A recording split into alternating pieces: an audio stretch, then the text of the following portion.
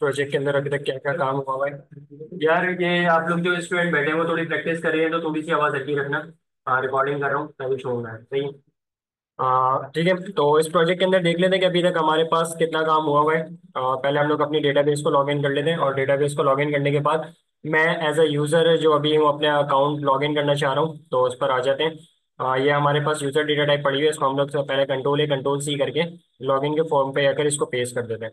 और यहाँ से आके एडमिन के ऊपर जाके मैंने क्या कर लिया, इसका पासवर्ड एडमिन डाल के लॉगिन कर लिया। लॉगिन करने के बाद ये मुझे से इस पेज के ऊपर रिडायरेक्ट कर दिया। अगर मैं शॉप के ऊपर आ रहा हूँ तो यहाँ पे मेरे पास कार्ड शो हो रहा है वन, ठीक है, यानी मैंने अपने पास क्या विश लिस्ट जो बनाई हुई है वो कितनी बनाई हुई है, एक विश लिस्ट बनाई हुई है।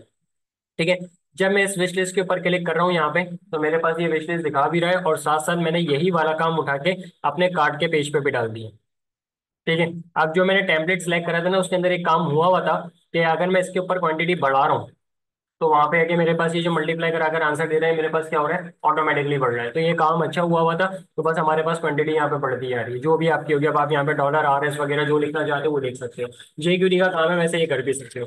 टास्क मैंने एक ये दिया हुआ था कि अगर यूजर अपनी इसको रिमूव करता है, इसके ऊपर क्लिक करता है तो रिमूव हो जाना चाहिए। ठीक है, हम लोग पहले ये काम हुआ हुआ है, मैं आपको बता देता हूँ। तो पहले हम लोग एक और अपने पास क्या करते हैं, ऐड कर लेते हैं विश लिस्ट। दो विश लिस्ट हो गई, ठीक है।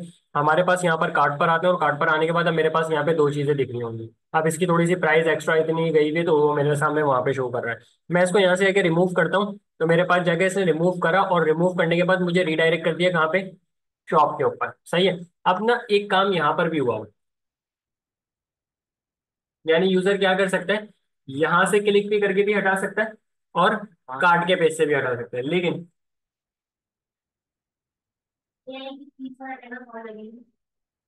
बोलो 10 सेशन लेना, मैंने 7 पे मार्क कर दिया। चलो ठीक है।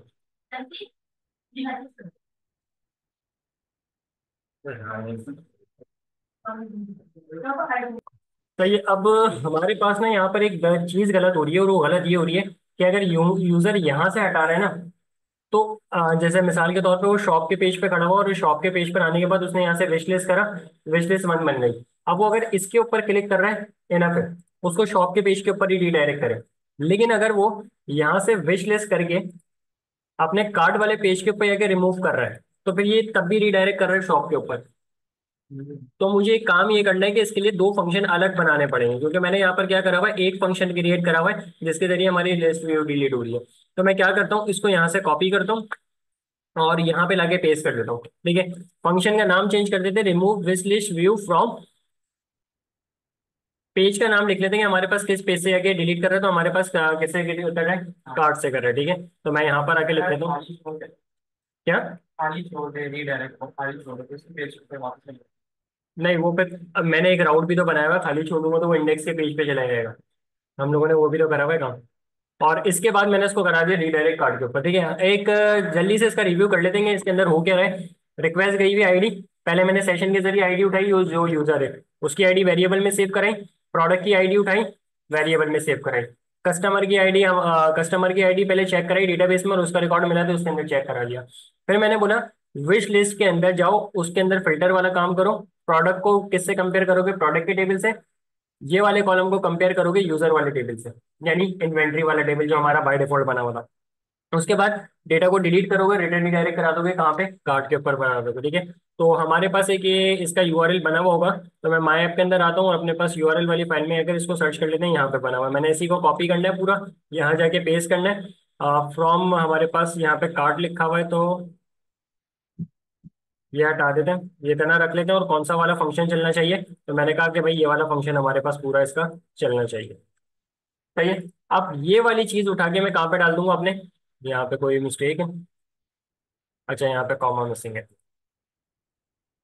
अच्छा ये वाली चीज मैं उठा के किस पे डाल दूंगा अपने पास, वहां पर जो हमारा कार्ड वाला पेज बना हुआ है। तो मैं टेम्पलेट के अंदर जाऊंगा, यूजर्स के टेबल में जाऊंगा, और यूजर्स के फोल्डर में जाऊंगा, कार्ड वाली फाइल ये रही, और यहाँ पर आपके पास इसने टेबल बना के रखा हुआ है। बस ये पड़ा हुआ है रिमूव डेटा फ्रॉम कार्ड, मैंने इसको रिमूव डेटा यहाँ पर लिख दिया इस तरीके से। लिखते नहीं है,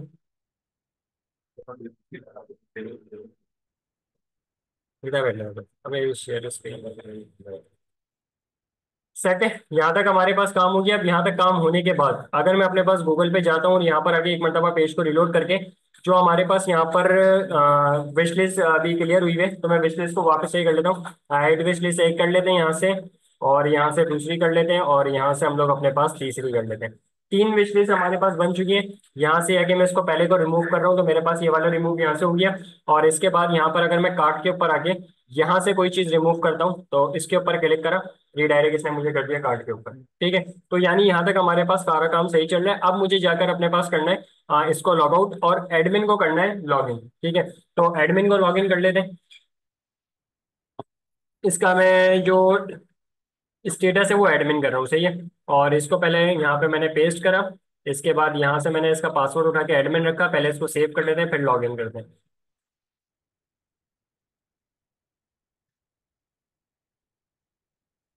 और यहाँ पर आके हम लोग अब इसको अपने पास कर लेते हैं लॉगिन। ठीक है, तो डैशबोर्ड पर आ गया। अब मैं चाह रहा हूँ कि मेरे पास ना कैटेगरी का रिकॉर्ड आया हुआ था। फैच कैटेगरी के ऊपर जब मैं क्लिक कर रहा हूँ ना, यहाँ पे मेरे कैटेगरी का रिकॉर्ड उठकर आ रहा था। यहाँ पर ये एक हेडिंग डली हुई है रिस्पॉन्सिव टेबल के नाम से। तो हम लोग यहाँ पर ना एक बटन बना देते हैं, एक्सेल फॉर्मेट या download record in Excel format. ठीक है, जब मैं उसके ऊपर क्लिक करूँ, मेरा जितना रिकॉर्ड यहाँ पे पड़ा हुआ है, तो वो मेरे पास जाके क्या हो जाए, रिकॉर्ड डाउनलोड हो जाए। अब हमारे पास जरूरत क्यों पड़ती है कि किसी भी स्किल के अंदर हम लोग एक्सेल के फॉर्मेट में या पीडीएफ के फॉर्मेट में फाइल डाउनलोड करा दो। एक वर्ड होता है डेटा विजुअलाइजेशन, सही है। अगर मैं इसके इमेजेस के ऊपर जाऊं, क्या शो कर रही है आपके सामने यहाँ पर ग्राफ या चार्ट्स वगैरह मेरे पास बने हुए नजर आ रहे हैं, सही है। अब हमारे पास जब इस तरीके से पड़ी हुई एक वेबसाइट बनती है, जाहिर सी बात है अभी तो हम लोगों ने सिर्फ गिनती के रिकॉर्ड डाले हुए हैं, 2 है, 3 है, 4 है, ज्यादा रिकॉर्ड हमारे पास नहीं है। लेकिन जब हम लोग इस तरीके से पूरी एक वेबसाइट बनाते हैं ना, तो उसके ऊपर हजार हजार रिकॉर्ड भी गए होते हैं। अब मुझे अगर वहां पर जाके ये चेक करना पड़ जाए कि यार जो फला यूजर है उसने कितने ऑर्डर मुझे दिए हैं, फला यूजर ने कितने ऑर्डर मुझे दिए हुए, तो इससे हमारे पास एक क्या होगा, हजार रिकॉर्ड में मुझे बैठ के देखना पड़ेगा कि यार किसने क्या रिकॉर्ड क्या दिया हुआ है, क्या ऑर्डर नहीं दिया हुआ। हम लोग एक्सेल के फॉर्मेट में रिकॉर्ड डाउनलोड करके डेटा विजुअलाइज करके ग्राफ के बेस के ऊपर काम कर सकते हैं। यानी अगर मैंने इसको अपना डेटा एक्सेल के फॉर्मेट में दे दिया, और इसने मुझे कुछ इस तरीके का ग्राफ बना के दे दिया जो थर्ड नंबर पर आपके पास बना हुआ नजर आ रहा है, इससे एक बार ऊपर जा रही होगी, नीचे कस्टमर का नाम लिखा होगा, बार उसके ऊपर जा रही होगी, मुझे आसानी से पता चल जाएगा इस कस्टमर ने मेरे पास ज्यादा ऑर्डर दिया है। क्या चीज, ये अपने पास बना भी सकते हो अगर बनाना चाहते हो, क्योंकि ये चीज जो है ना आपकी डेटा विजुअलाइजेशन, तीन इंपॉर्टेंट स्किल है उनके साथ कर सकते हो। आर के साथ कर सकते हो, आर प्रोग्रामिंग जो आप लोग के वैसे क्या कहते हैं मॉडल उसमें सेमेस्टर में है, सेमेस्टर 6 की पहली स्किल है जो आप लोग पढ़ोगे। पाइथन में भी कर सकते हो ये डेटा विजुअलाइज वाला काम, और साथ साथ अपने पास उसके टैबलो के अंदर भी कर सकते हो, कर सकते हो। लेकिन हमारे पास यहाँ पे जो काम है ना वो ज्यादा पाइथन के साथ चलेगा, क्योंकि जावास्क्रिप्ट में आपके पास ऐसी लाइब्रेरीज नहीं है जो कि डायनामिक डेटा बना के दे। अब ये देखो मैं चाह रहा हूँ कि ये जो चार्ट मेरा बने ना, ये डायनामिक डेटा के ऊपर बने, कि अगर 10 रिकॉर्ड अभी पड़े हुए ना, तो ये मुझे 10 वाले का रिकॉर्ड बना के दे। बाद में अगर वही रिकॉर्ड 20 हो जाए, तो ये मुझे क्या कर दे, 20 का बना के दे दे। तो अगर मैं ये चीज चाह रहा हूँ ना, तो मैं जावास्क्रिप्ट के तरीके से नहीं आ सकता। जावास्क्रिप्ट अगर मैं हद से ज्यादा यूज कर लूँ ना, तो मेरा स्टेटिक पार्ट कवर करती है, ज्यादातर वो काम करवाती है हमारा स्टेटिक का। उसको अगर मैं किसी और के साथ कनेक्ट करूंगा ना, अपनी जावास्क्रिप्ट के साथ कनेक्ट, जावास्क्रिप्ट को किसी और के साथ कनेक्ट करूंगा, तो मेरा डायनामिक पार्ट कंप्लीट हो सकता है, नहीं तो नहीं हो सकता। ये बात भी याद रखना, ठीक है। अब देखो, मुझे इसके अंदर एक काम करवाना था, जो हमारे पास टेबल के फॉर्मेट में यहाँ पर क्लिक कर रहा था, वो रिकॉर्ड डिलीट कर रहा था, रिमूव कर रहा था, ठीक है। तो वो भी आपके पास जेक्यूरी के जरिए हुआ है, लेकिन सिंपल जेक्यूरी नहीं लगाई, जेक्यूरी को डीजेंगो के साथ जाके कनेक्ट करा है, तब जाके वो डेटाबेस से भी रिकॉर्ड डिलीट कर रहा है। अगर मैं सिंपल जेक्यूरी लगा देता ना, वो मेरे टेबल में से रिकॉर्ड गायब कर देता, डेटाबेस से रिकॉर्ड गायब नहीं करता। तो ये जो जावास्क्रिप्ट जेक्यूरी है सिंपल स्टैटिक के साथ चल रही है। अगर आपको डायनेमिक काम करवाना है, तो आपको उसको लैंग्वेज के साथ कनेक्ट करना पड़ता है। ठीक है, पॉइंट क्लियर होगा तुम्हारा, सही है। अब तो ये समझ में आया कि हमें एक्सेल के फॉर्मेट में रिकॉर्ड डाउनलोड करना क्यों पड़ता है, क्या क्यों जरूरत पड़ती है हमारे पास। तो जरूरत हमारे पास डेटा विजुअलाइजेशन की वजह से पड़ती है। अब खैर, यहाँ तक का काम हो गया। अब हम लोग अपने पास डेटा विजुअलाइजेशन करना स्टार्ट करेंगे। वो कैसे होगी, मतलब डेटा विजुअलाइजेशन के लिए एक्सेल के फॉर्मेट डाउनलोड करना स्टार्ट करेंगे। वो कैसे होगा, सबसे पहले आप टेम्पलेट में जाओ, एडमिन डैशबोर्ड पे जाओ, जहां पर आपने कैटेगरी फैच करी है वहां पे कर लो। अच्छा, एक मरतबा फंक्शन बना के रख लो, और हर टेबल के लिए कॉपी पेस्ट कर दो, बस आपके टेबल का नाम चेंज होगा हर जगह पे, बाकी सारा काम आपका आसान हो जाएगा। ठीक है, इसको डालो अपने पास एक फॉर्म के टैग के अंदर, एक्शन रखो, और इसका रख दो मेथड अपने पास, क्या मेथड रख दो इसका कोर्स, ठीक है। CSRF का टोकन जाएगा क्योंकि बटन के क्लिक के ऊपर मुझे कोई एक्शन को रन करवाना होगा। तो मैंने यहाँ पे डाल दिया percentage percentage CSRF token. Set हो गया। अच्छा, ये करने के बाद हमारे पास एक्शन को मैं ऐसे रख देता हूँ अभी।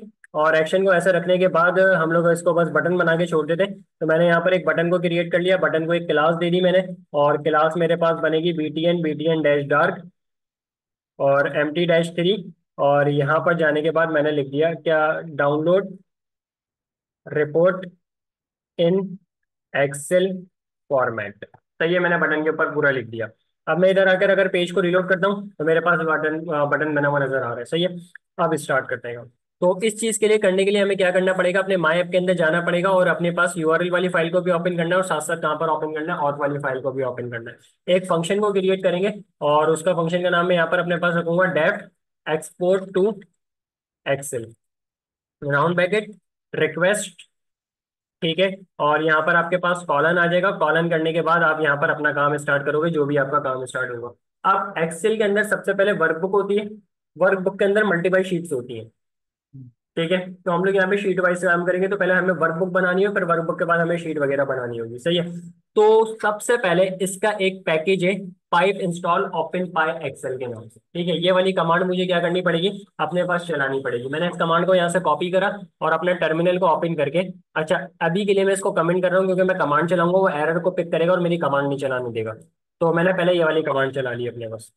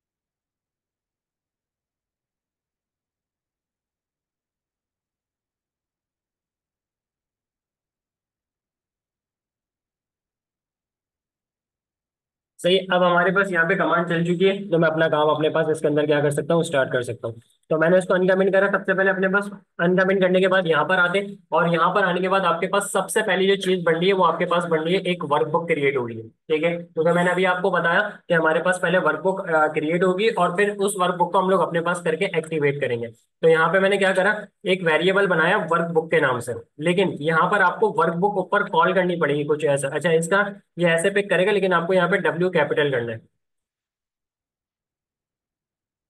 अब जब मैंने इसको यहाँ पे रखा तो मेरे पास वर्कबुक के नीचे क्या हो रही है, अंडरलाइन आ रही है। ठीक है। इसको ऊपर इंपोर्ट करना पड़ेगा, तो ऊपर जाकर अभी इसको इंपोर्ट करते हैं।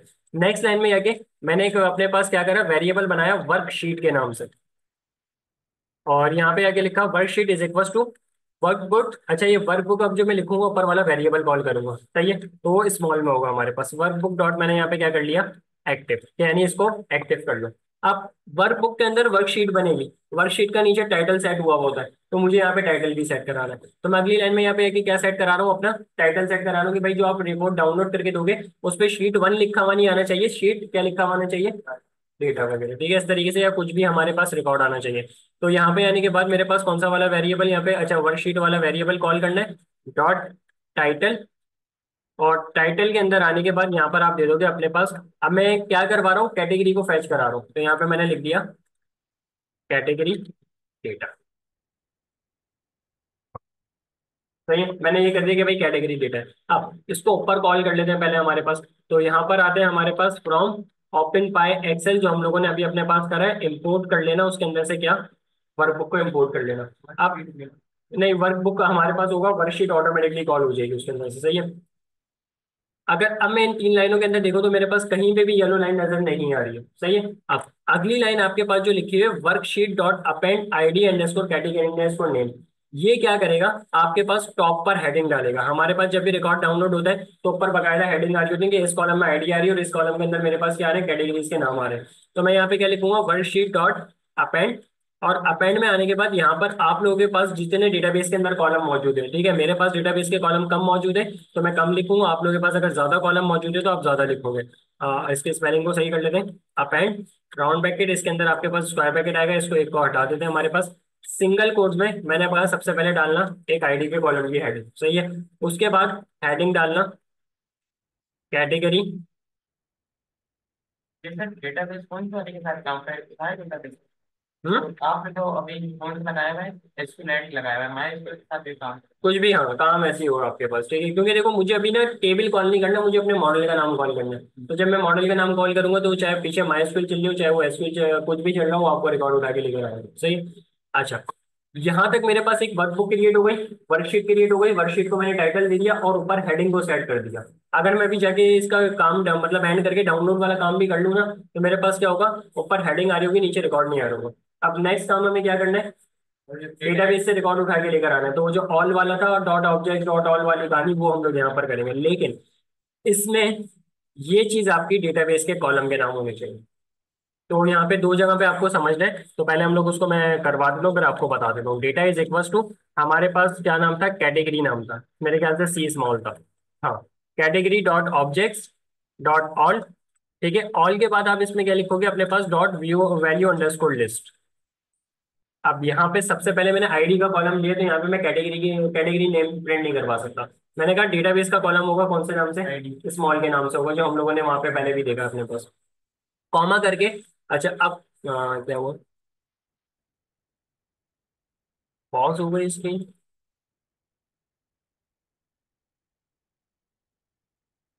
अब आपके पास स्क्रीन शेयर हो रही है, कोई भी एक मैसेज करके बता दो अगर स्क्रीन शेयर हो रही है तो।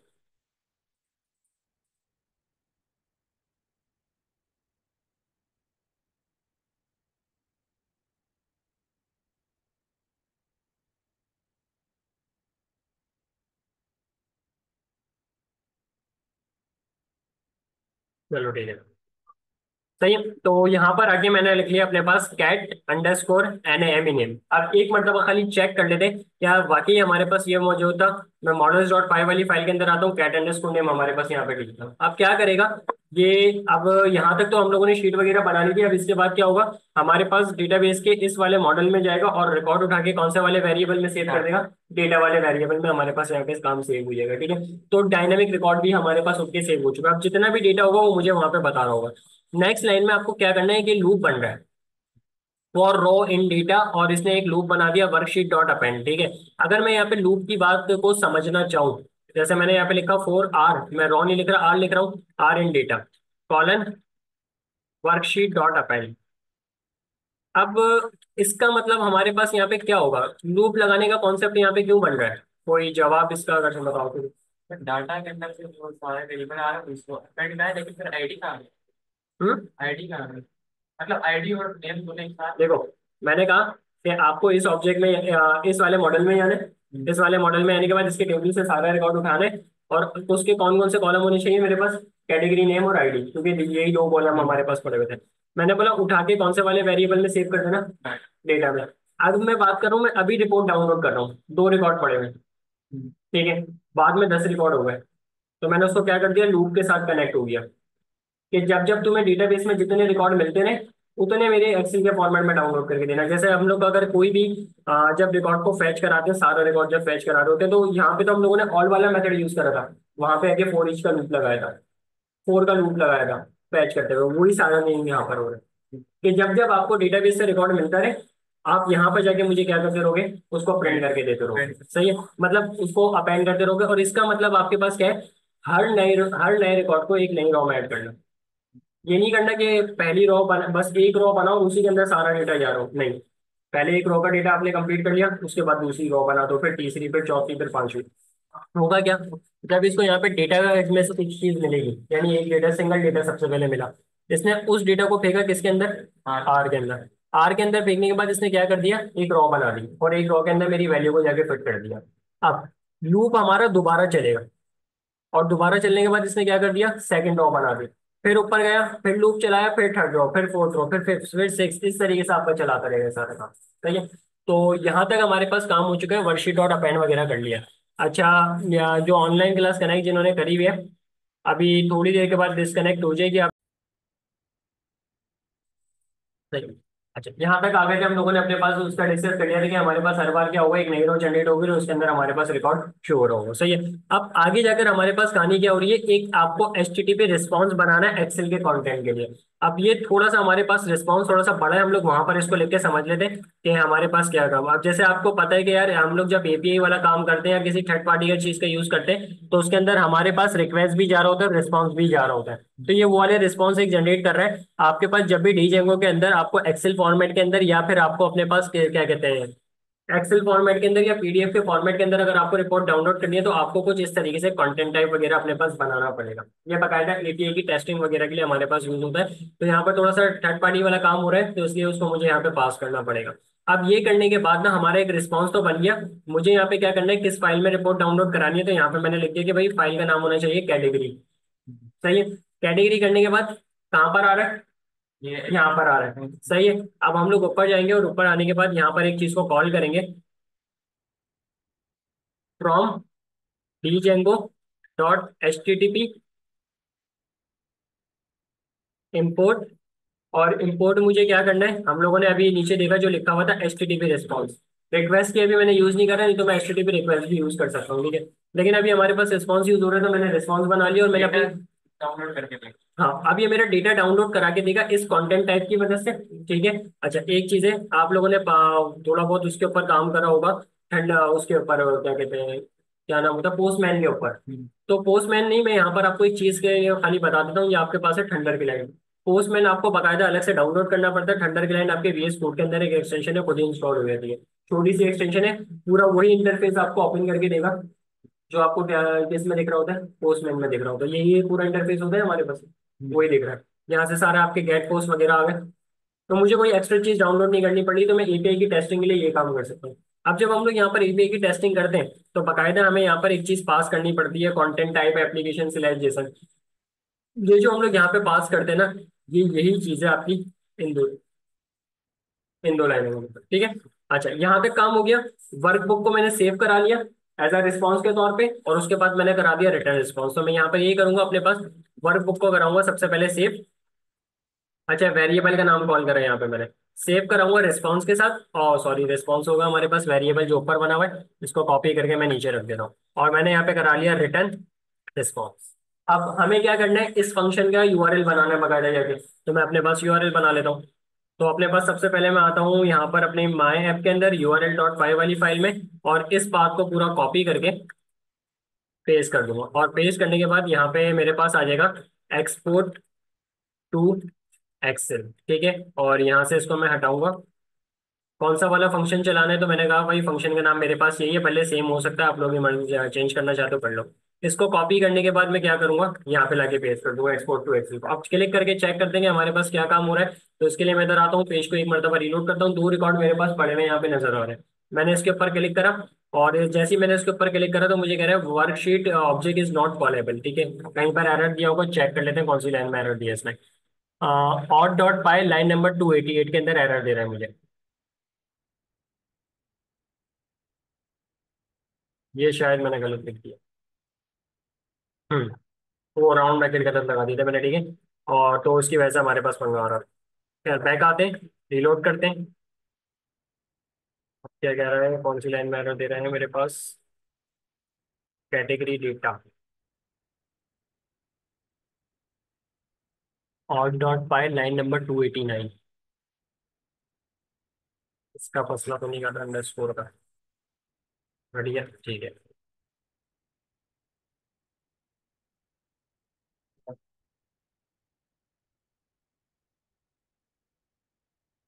289 पर ही एरर दे रहे हैं ना। तो यहाँ पे मैंने वर्कशीट डॉट, अच्छा मैंने ये ब्रैकेट गलत लगाया, इक्वल टू है और वो सिंगल कोट से मैंने ब्रैकेट लगा दिए थे इसलिए। बैक आते हैं, पेज को रीलोड करते हैं। कैटेगरी डॉट एक्सएलएस है हमारे पास डाउनलोड हुई है। इसको ओपन करते हैं। और जैसे ही मैं ओपन करूंगा, फिर मेरे पास दो रिकॉर्ड यहाँ पे पड़े हुए थे, दो रिकॉर्ड इसको दिखाने चाहिए। 2 और 4 आईडी दिखा रहे हैं, और अगर मैं यहाँ पर आऊँ तो मेरे पास आईडी कौन सी पड़ी है, 2 और 4 ही दिखा रहे हैं, मेंस वुमेन्स लिखा हुआ है, तो मेरे पास यहाँ पर आ गया मेंस वुमेन्स। ठीक है। अच्छा, अब एक छोटा सा आइडिया देता हूँ कि यार मैं इसके ऊपर डेटा विजुअलाइज कैसे कर सकता हूँ। ठीक है। अब मेरे पास रिकॉर्ड डाउनलोड हो गई ना, मैं इसके लिए क्या करूंगा, जब एक एक्सेल की फाइल डाउनलोड हो जाएगी तो मैं जाऊंगा अपने पास यहाँ पर, अगर टैबलो इंस्टॉल हुआ तो अच्छी बात है, नहीं है। एक काम कर लेता हूँ, मैं आपको आर स्टूडियो से समझा देता हूँ, बस एक छोटा सी चीज समझाने की, ताकि वो हमारा डेटा विजुअलाइज हो जाए, तो हमें पता चल जाए कि यार इसके बाद हम लोग इसकी जरूरत क्यों पड़ती है, ये हमें पता चल जाएगा यहाँ पे। अब मैं चाह रहा हूँ, अच्छा देखो ये आईडी से वैसे भी मुझे मतलब नहीं है, जब हमारे पास एक प्रॉपर होगा, प्राइस ज्यादा होगी, प्रोडक्ट वगैरह ज्यादा होगी, तो हमें फिर उससे मतलब पता चल जाएगा। तो मैं चाह रहा हूँ कि यार यहाँ पे ना, या एक काम कर ही लेते हैं, पहले वो भी कर लेते हैं, फिर हमारे पास थोड़ा सा अच्छा है, डेटा विजुअलाइज करके अच्छा हो जाएगा। प्रोडक्ट पर आते हैं, फैच प्रोडक्ट पर आते हैं। प्राइस की बुनियाद पे प्रोडक्ट को पहले डाउन, मतलब पूरे प्रोडक्ट को डाउनलोड कराते हैं, तो उसके लिए मैं क्या करूंगा, अपने पास पूरा का पूरा फंक्शन जो अभी मैंने बनाया एक्सपोर्ट टू एक्सेल, इसी को अपने पास यहाँ से कॉपी करूंगा। ठीक है। कॉपी करने के बाद यहाँ पे लाके पेस्ट करेंगे नीचे। पेस्ट करने के बाद आपके पास डेव को इधर चिपका दोगे थोड़ा सा, export to Excel for product data. सही है, मैंने ये लिख दिया ताकि फंक्शन के नाम चेंज हो जाए। बाकी इतना रहेगा, यहाँ पर हमें एडिंग थोड़ी सी देख के चेंज करनी पड़ेगी। सही है, तो मेरे पास कैटेगरी नेम नहीं होगा, मेरे पास प्रोडक्ट का नेम होगा। तो अभी हमारे पास यहाँ पर इमेज उठ के लेकर नहीं आएगा वो, प्रोडक्ट का नेम और मैं प्रोडक्ट की प्राइस उठा रहा हूँ, कॉमा प्रोडक्ट की अंडरस्कोर प्राइस। ठीक है। एक डेटा विजुअलाइज करके बता रहा हूँ कि यार मुझे जरूरत क्यों पड़ रही है एक्सेल की फाइल में डाउनलोड करने की, तो आपको थोड़ा सा आइडिया हो जाएगा कि हम लोग एक्सेल की फाइल में क्यों डाउनलोड कर रहे होंगे। वो खाली मैं कोड करूंगा, उसको समझने की जरूरत नहीं है आर स्टूडियो पे, वो बात की कहानी है जब हम लोग समझेंगे, जब उस पे जाएंगे। लेकिन एक आपको जो आउटपुट दिखाऊंगा ना, आपको वो बस उसको देखना है। अच्छा, हमारे पास प्रोडक्ट की प्राइस है, प्रोडक्ट का नाम है, बस यही है। ठीक है, मैं यही दो चीजें अपने पास यहाँ पे ले रहा हूँ, और इसके बाद इसके मॉडल के नाम को सही पास करना पड़ेगा, तो हम लोग जाके देख लेते हैं इन्वेंट्री के अंदर मॉडल्स डॉट पाए, और प्रोडक्ट का नेम है प्रोडक्ट अंडरस्कोर नेम, यहाँ पर आ गया। और यहाँ पर आपके पास आ जाएगा comma product underscore price. Set हो गया। बाकी हमारे पास यहाँ पर क्या आ जाएगा, प्रोडक्ट का टेबल आ जाएगा मेरे ख्याल से, हाँ यही है प्रोडक्ट, और इसमें हमारे पास यही रहेगा। बस यहाँ पे मैंने अपने पास फाइल का नाम चेंज कर लेना, जो कि मेरे पास पड़ा होगा प्रोडक्ट डॉट एस। बाकी हमारा तकरीबन सारा काम वैसे का वैसे ही रहेगा। यूआरएल्स में आते हैं, और यहाँ से मैंने कॉपी करके इसको पेस्ट करा, कॉमा डाल देते हैं ऊपर, और यहाँ पर एक्सपोर्ट एक्सेल, आगे मैं लिख रहा हूँ प्रोडक्ट डेटा। कौन सा वाला फंक्शन चलाना है, तो मैंने कहा अभी मैंने फंक्शन बनाया है, ये आपको ये वाला फंक्शन मुझे चला के देना है। अब जो हम लोगों ने कैटेगरी पेज के ऊपर एक पूरा फॉर्म का बनाया था, इसी को मैं कॉपी करके कहाँ पे डाल दूंगा, अपने प्रोडक्ट पेज वाले काम में। तो मैं उसके लिए अपने पास जाऊंगा टेम्पलेट के अंदर, एडमिन डैशबोर्ड, और यहाँ पे प्रोडक्ट पेज ये पड़ा हुआ, इसके अंदर आने के बाद मैंने यहाँ पे लाके पेस्ट करा, और चेक करते हैं कि हमारे पास यहाँ पर आया बना हुआ, ये आ रहा। तो इसके एक्शन पे बस मुझे ये हटा के कुछ और पास करना है, तो मैं यूआरएल में जाके जो मैंने बनाया है उसको कॉपी करके अपने यहाँ पे लाकर पेस्ट कर देता हूँ। प्रोडक्ट डॉट एस एल हमारे पास डाउनलोड हो गई, इसके ऊपर मैं क्लिक करता हूँ, और यहाँ से अगर जरा ओपन करता हूँ, आ रहा है। अब देखो अभी गिनती के कितने रिकॉर्ड पड़ा हुआ है मेरे पास, तीन तीन पड़ा हुआ है। अब मैं चाह रहा हूँ कि यार मुझे ना मिसाल लेके समझते हैं, यहाँ पे मेरे पास 1000 प्रोडक्ट है। अब मुझे 1000 प्रोडक्ट में ये देखना है कि सबसे ज्यादा प्राइस किसकी है, या सबसे ज्यादा क्वांटिटी किस प्रोडक्ट की है। तो 1000 रिकॉर्ड में बैठ के देखना है, थोड़ा सा लंबा काम हो जाएगा, फॉर्मूला लगाना पड़ेगा, उसके बाद जाके और चीजें करनी पड़ेंगी, तब जाके मुझे पता चलेगा कि कौन सी प्रोडक्ट की ज्यादा प्राइस है। अभी तो सामने ही लिखा हुआ नजर आ रहा है किसकी ज्यादा प्राइस है हमारे पास, क्योंकि आप लोगों ने तीन ही रिकॉर्ड ऐड करे हुए हैं। लेकिन अगर आपके पास जब बहुत ज्यादा तादाद में डेटा हो जाए, तो किस तरीके से डेटा विजुअलाइज होता है वो मैं सिर्फ आपको आउटपुट से समझाऊंगा, मैं उसको इतनी डिटेल में लेके नहीं जाऊंगा, क्योंकि वो अभी का टॉपिक हमारे पास है ही नहीं। तो उसके लिए मैं पहले अपने पास इंपोर्ट कर लेता हूँ एक्सेल की फाइल। अब देखो ये बोलेगा, मैं जो बोलेगा कि ना, जिसके लिए तुम डेटा विजुअलाइज करा रहे हो, पहले मुझे एक्सेल की फाइल दो। तो अगर मैंने एक्सेल की फाइल डाउनलोड ही नहीं करी होगी तो मैं उसको दे नहीं सकता। अब मैंने करी भी है तो मैं इसको दे देता हूँ, एक पैकेज को इंस्टॉल कर रहा है, करने दे देना।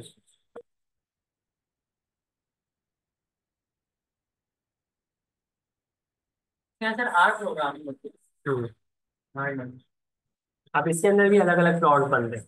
कोई पाई चार्ट बनाता है गोल दायरे वाला जो होता है, कोई प्लॉट बनाता है जिसके अंदर मैंने बोला कि बार्स वगैरह बड़े बने होते हैं। लेकिन हर प्लॉट, हर ग्राफ की, हर चार्ट की ना अपनी कुछ चीजें होती हैं। अब जैसे मैं अगर अभी प्लॉट बना रहा हूँ ना गोल दायरे वाला, वो बोलेगा एक आपको दो दो कॉलम पास करने, एक की कॉलम की डेटा टाइप स्ट्रिंग होनी चाहिए और एक की नंबर होनी चाहिए। और जब मैं पाई चार्ट बनाओ प्लॉट बनाऊंगा तो वो बोलेगा दोनों कॉलम ऐसे पास करो जिसके अंदर नंबर आ रहे हो। तो अभी मैं पाई चार्ट बना सकता हूँ इसके पास, ठीक है। तो डाउनलोड में जाते हैं, डाउनलोड में जाने के बाद प्रोडक्ट वाली फाइल को मैंने यहाँ पे लाके कॉल करा। जितना डेटा था मुझे यहाँ पे बता रहा हूँ, सही है। मैंने इंपोर्ट कर दिया, मेरा यहाँ पे पहुंच गया होगा। अब बस मैं अगर अपने पास एक सिंपल सा प्लॉट वगैरह बना के देख लूँ, तो मैंने पहले यहाँ पर करा ए, या फिर हम लोग यहाँ पे कर लेते हैं नेम दिस। और यहाँ पर आपके पास नाम आ जाएगा प्रोडक्ट डॉलर। और प्रोडक्ट डॉलर करने के बाद प्रोडक्ट का नाम उठा लिया, ठीक है। इसी तरीके से मैंने यहाँ पे करा प्राइस। और प्राइस करने के बाद product dollar product underscore price. यानी मैंने एक कॉलम उठा लिया अपनी एक्सेल की शीट के अंदर से। आपको वैसे भी इसमें आउटपुट से मतलब है, इसको इतना समझने की जरूरत नहीं है। मैंने बोला एक प्लॉट बना के दे दो। प्लॉट में क्या होगा आपके पास, सबसे पहले जाएगा नेम कॉमा प्राइस, ठीक है। और यहाँ से मैंने प्लॉट बना। अब एक इसमें मुझे बोलेगा कि आपके पास इन एडिशनल एक कोऑर्डिनेशन, ठीक है। तो हम लोग इसको एक काम कर लेते हैं प्राइस। अच्छा sorry sorry sorry sorry sorry, एक गलती कर दी मैंने। प्लॉट के लिए मुझे यहाँ पे पाई लिखना पड़ेगा, प्लॉट नहीं बनेगा। सही है, अब ये देगा मुझे, और इसको मैं कर लेता हूँ प्राइस। और यहाँ पर आ जाएगा नेम। अब देखो किसका डेटा ज्यादा है, इस ग्राफ को देखते हुए चलेंगे। बहुत अच्छा। वॉच का हमारे पास प्रोडक्ट क्या पड़ा हुआ है। और टेस्ट के अंदर कनेक्ट कर।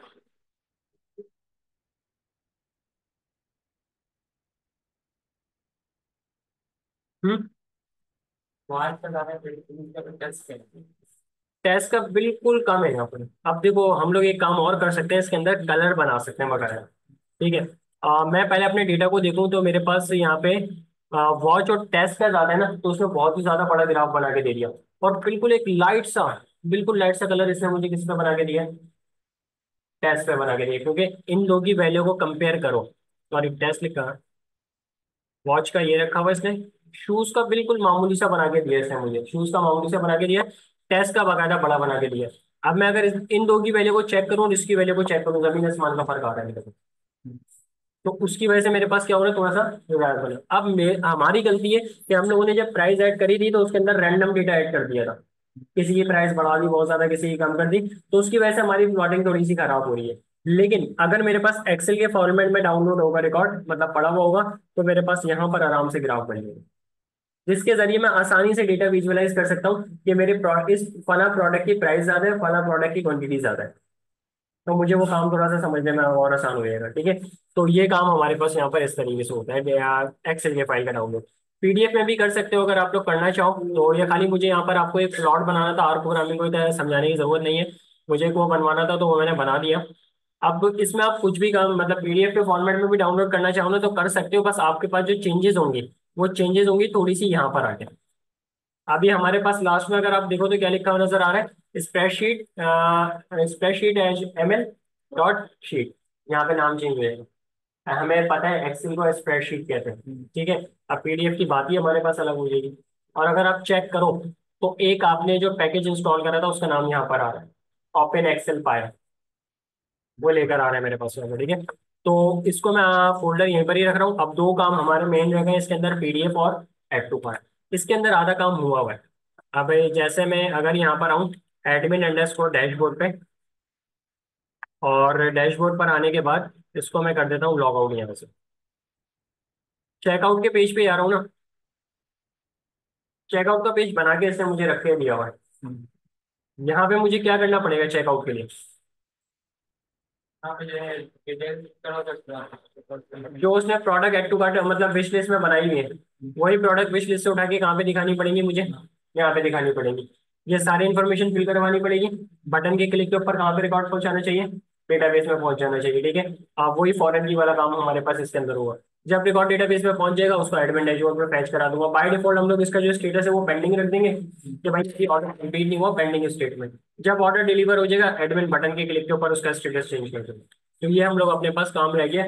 तकरीबन दो क्लासेस हैं, तो दो क्लासेस में हम लोग ये अपने पास कवर कर लेंगे, ठीक है। इसको मैं यहाँ पे बंद कर रहा हूँ और इसको रोक रहा हूँ। मैं आपको फोल्डर भेज रहा हूँ, आप भी अपने पास फोल्डर सेव कर लो। मैं भी अपने पास सेव कर लेता हूँ ताकि इसका यहाँ तक का जो काम है वो हमारे पास रहे।